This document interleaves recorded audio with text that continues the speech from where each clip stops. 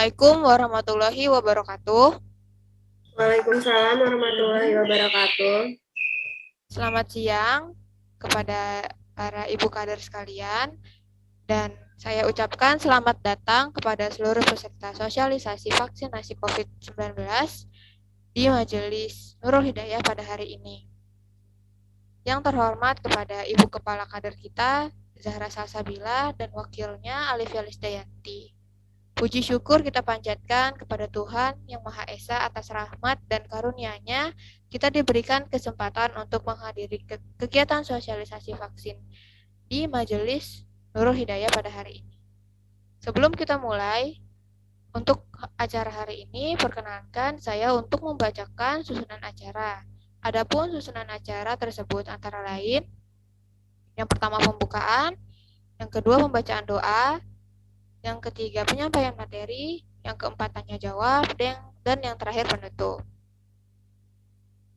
Memasuki acara yang kedua yaitu pembacaan doa.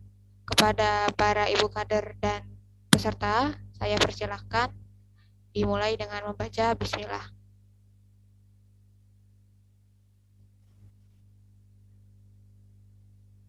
Baik, untuk selanjutnya kita akan masuk ke acara yang ketiga, yaitu penyampaian materi oleh ibu kader kita, yaitu Zahra Salsabila, dan wakilnya Ibu Alifia Lisdayanti. Kepada Ibu Zahra dan Ibu Alifia, waktu dan tempat dipersilahkan.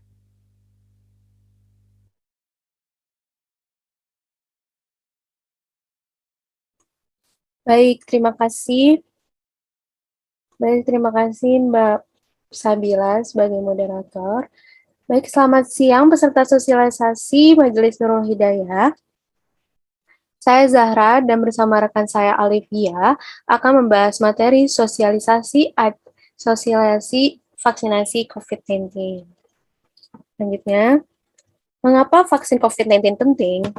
Di Indonesia menjadi salah satu negara yang paling terdampak dari pandemi COVID-19. Per 16 Desember 2020, kasus positif virus corona di tanah air mencapai 629.429 ribu. Sedangkan yang sembuh itu 656 ribu dan meninggal dunia 19.111 jiwa. Oke, selanjutnya. Jadi, kenapa vaksin itu penting? Satu, mencegah tubuh tidak terinfeksi COVID-19. Jadi, salah satu utama mengapa vaksin COVID-19 penting adalah mencegah tubuh tidak terinfeksi virus corona. Gitu. Lanjut, yang kedua, mencegah komplikasi COVID-19.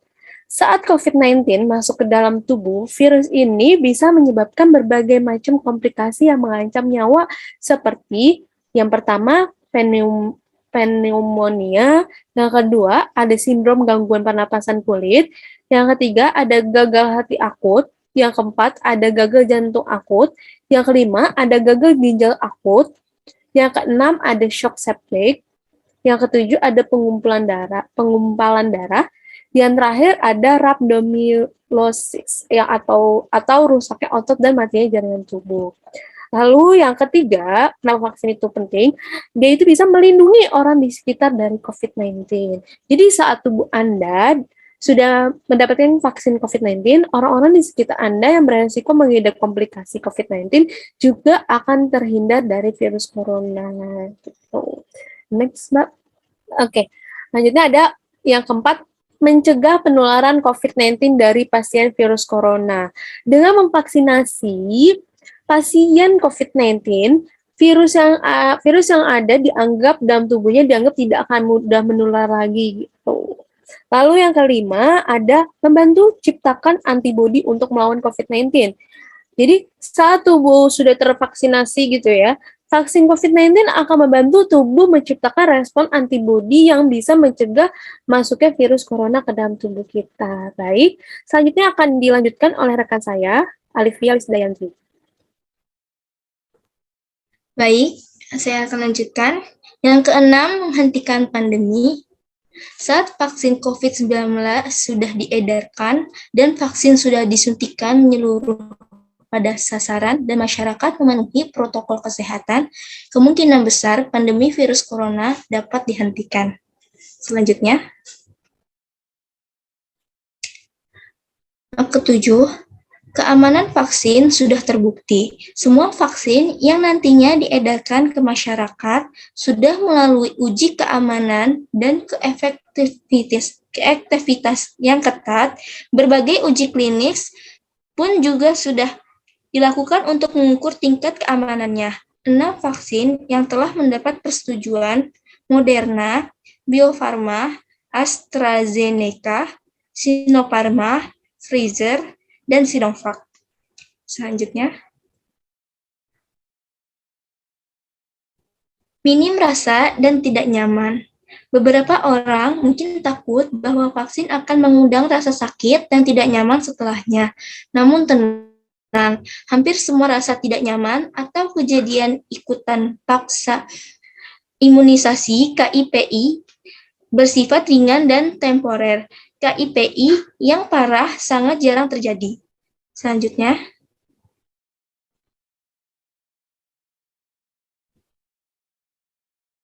dosis dan cara pemberian vaksin COVID-19. Vaksin COVID-19 diberikan melalui suntikan intramuskular di bagian lengan kiri atas berdosis 0,5 mili. Setiap sasaran akan mendapat 2 dosis vaksin COVID-19 dari jenis vaksin yang sama, sesuai dengan waktu pemberian yang ditetapkan. Vaksin yang memiliki spesifikasi pemberian sebanyak 2 dosis, jarak pemberiannya adalah minimal 14 hari. Selanjutnya,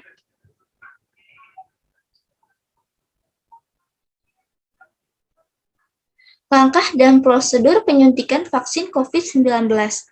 Untuk mengantisipasi terjadinya kasus KIPI yang serius, maka sasaran dan pengantar diminta untuk tetap tinggal di pos selama pelayanan imunisasi selama 30 menit. Sesudah imunisasi dan petugas harus tetap berada di pos minimal 30 menit setelah sasaran terakhir diimunisasi.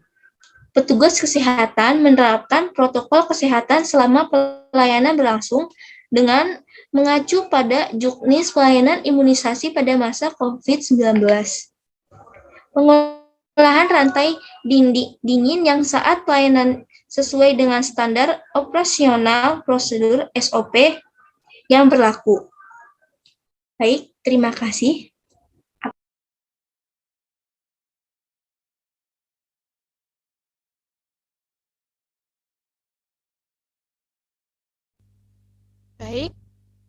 Baik, terima kasih kepada Ibu Kader kita, Zahra Salsabila, dan Ibu Alivia Lisdayanti atas materi yang sudah dipaparkan. Sangat bermanfaat dan sangat menambah ilmu bagi kita semua. Selanjutnya kita akan masuk ke sesi tanya-jawab untuk para peserta sosialisasi vaksin Majelis Nurul Hidayah. Apabila ada yang ingin ditanyakan, boleh langsung dibicarakan. Terima kasih.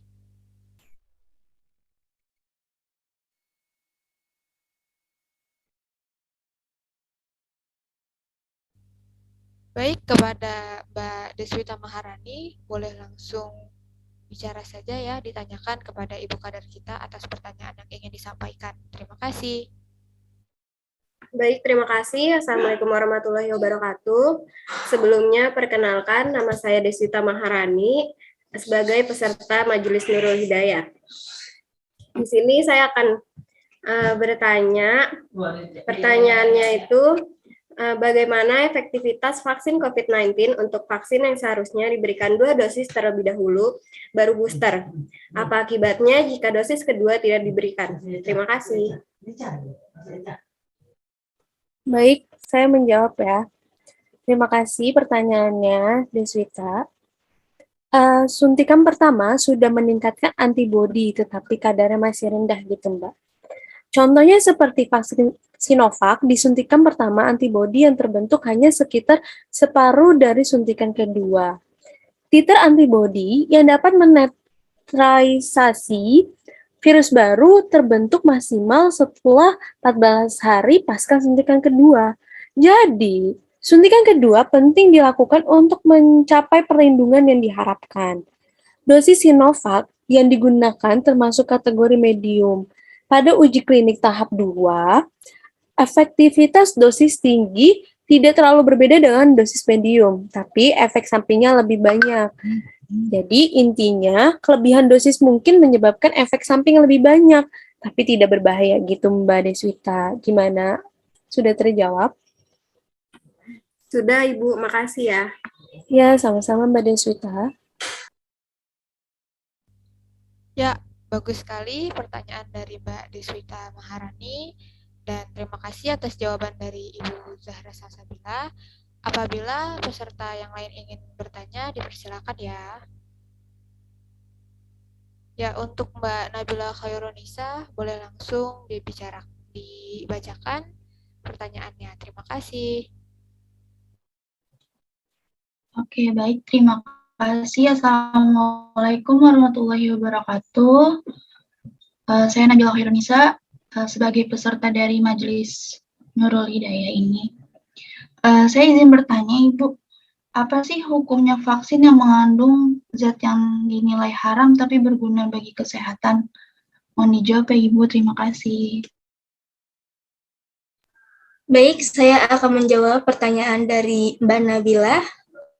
Apa hukum vaksin yang mengandung zat yang dinilai haram tapi berguna bagi kesehatan? Terkait dengan pertanyaan ini, tentu kita harus kembali pada hakikat yang penetapan syariat itu sendiri. Kita mematuhi dalam Islam ada yang disebut dengan maqasidah syariah, maksud dan tujuan untuk apa ditempatkan syariah, yaitu sebuah ketentuan hukum dalam Islam. Semua syariat, baik sholat, berpuasa, berzakat, berhaji, atau bentuk-bentuk ibadah lainnya, semuanya mengacu pada maksud-maksud utama, yang salah satunya dikenal dengan istilah hifzun nafs. Salah satu dari hifzun nafs adalah menjaga keselamatan jiwa. Jadi, seluruh peribadatan dalam Islam, seluruh maksud penetapan syariat dilakukan dalam rangka agar jiwa manusia terlindungi, terjaga, dan pelihara dengan baik. Maka ketika kita harus mengonsumsi obat atau vaksin yang mengandung unsur haram, kita harus melihat terlebih dahulu, apakah masih ada obat atau vaksin lain yang tidak mengandung unsur keharaman. Selama masih ditemui, maka mengonsumsi vaksin yang ada unsur keharamannya menjadi sesuatu yang dilarang karena ada vaksin lain yang tidak mengandung keharaman.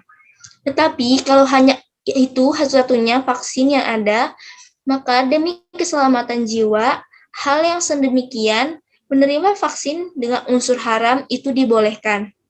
Kedaruratan itu bisa memperbolehkan hal-hal yang awalnya dilarang atau diharamkan, maka kita harus memahami betul apa batasan kedaruratan itu.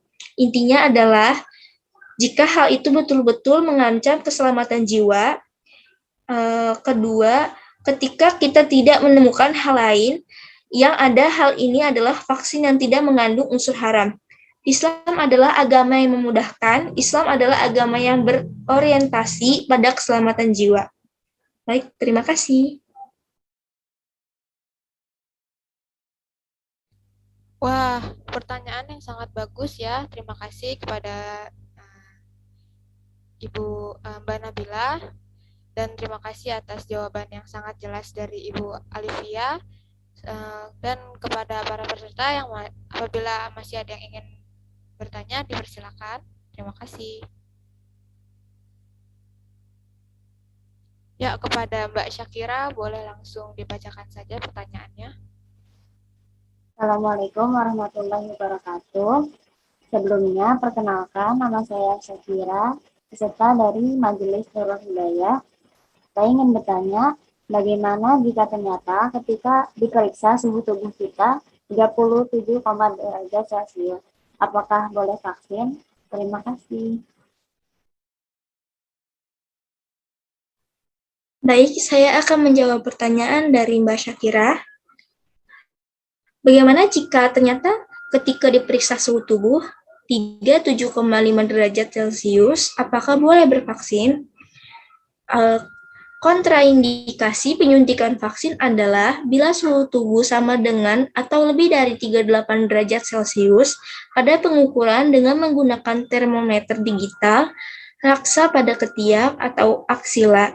Jadi, bila suhu didapatkan 37,5 derajat Celcius, maka pasien boleh dilakukan penyuntikan vaksin, khususnya bagi pasien dengan suhu tubuh sama dengan atau lebih dari 38 derajat Celcius.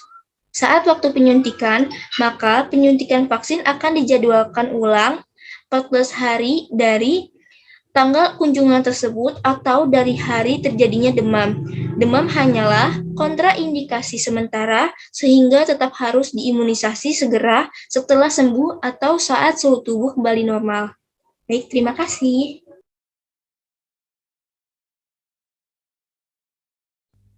Ya, terima kasih atas pertanyaan dari Mbak Syakira dan terima kasih atas jawaban dari Ibu Alivia Lisdayanti.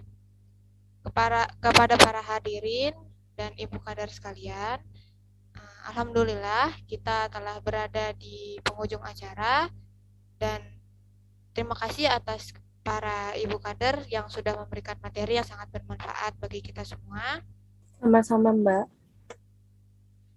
Baik, demikian rangkaian kegiatan sosialisasi vaksinasi COVID-19 di Majelis Nurul Hidayah. Saya ucapkan terima kasih, kurang lebihnya mohon maaf. Wassalamualaikum warahmatullahi wabarakatuh.